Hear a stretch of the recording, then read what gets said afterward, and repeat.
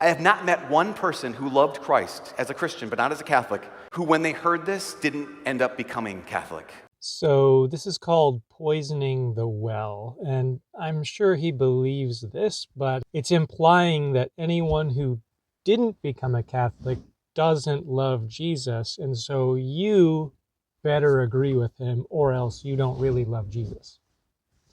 Let's do a little Bible study quick, right? Gospel of John, chapter 6. So Jesus says in verse 51, he says, I am the living bread that came down from heaven. Whoever eats this bread will live forever. And here's the kicker. Here's like the slam dunk. He says, and the bread that I will give is my flesh for the life of the world. Now, Jews quarreled among themselves saying, how can this man give us his flesh to eat? So that's the question.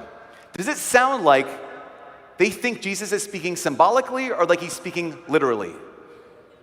Literally, right? What about that part before in 35 where he says, I am the bread of life. Whoever comes to me will never hunger, and whoever believes in me will never thirst. Literal or not literal? If they thought he was speaking symbolically, because Jesus does that, right? In the other parts of John's gospel, Jesus speaks symbolically. He says things like, I am the gate. I'm the vine, you're the branches. I'm the good shepherd. But you didn't have people saying like, Jesus, you're not a gate. Dude, you look nothing like a tree. Try again. They're taking him literally. They say, See, it's actually pretty often that Jesus says something in a literal way, and then he has to explain, actually, this is the meaning behind that, right? When he goes into the boat and he says, beware of the leaven of the Pharisees, and the disciples are all, it's because we forgot bread. Idiots. He's like, actually, no, I'm talking about the doctrine of the Pharisees. So quite often his disciples come up to him and ask him, what is the meaning of this parable? Now, in this case, he doesn't state that it is a parable. Likewise, with the leaven of the Pharisees, sometimes he's using metaphor just in speech rather than as a story. to eat. Now, if Jesus was only speaking symbolically, this is the perfect moment for him to say, hold on, freak shows. Like, that's disgusting. Don't go there. But instead of clarifying, what he does is he emphasizes and ramps it up. Now, it's important to look back and see, why is he giving this discourse? Well, it says that people were fed, right? These 5,000 people that received free bread wanted more, and so they followed him. You see, they were after physical bread. And so he said, actually, you want bread, but I'm the bread. I am the manna from heaven, right? Is he literally manna? You hunger for the earthly, you should hunger for the spiritual, hunger after me, right?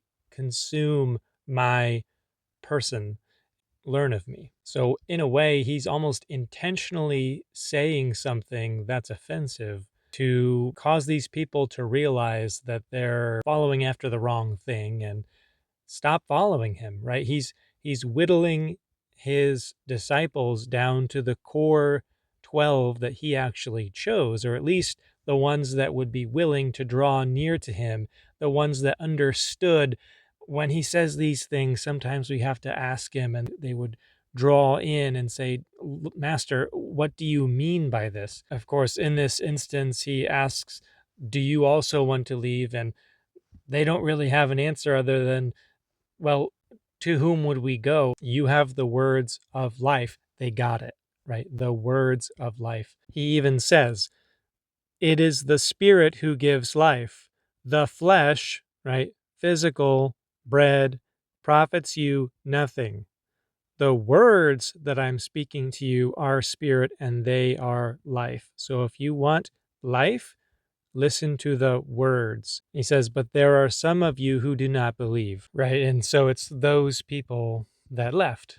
5 times Jesus says this, amen, amen, I say to you, him. And 5, just as the living Father sent me and I have life because of the Father, so also the one who feeds on me will have life because of me. So when they think Jesus is speaking literally, he doesn't clarify, I'm not speaking literally. He ratifies, absolutely, that's what I mean, times 5.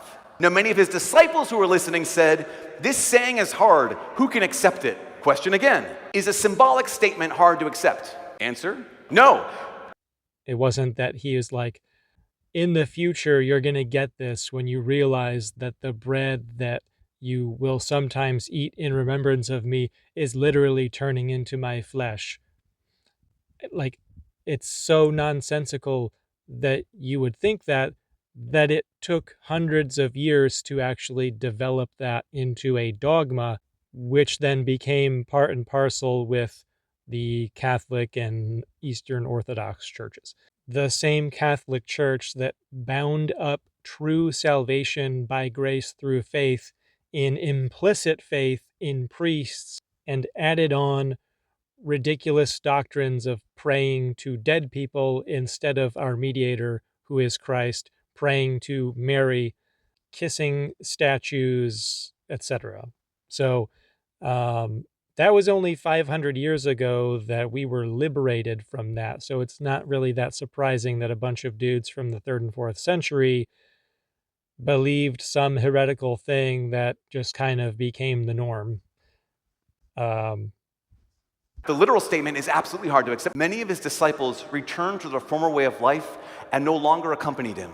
Do you realize this is the only time in the entire Bible where someone leaves Jesus over one of his teachings? Because he's literally accomplishing what it says that he was trying to do, which is get rid of these people that didn't actually believe in him. They just wanted bread, or they just didn't really care that he was the Messiah. They just kind of liked him as a rabbi and miracle worker. He doesn't say, hey, guys, come back. Okay, I'll change it. Guys, I'm going to soften it. He doesn't go after them. He looks at them. I love this. He looks at them and he says, do you also want to leave?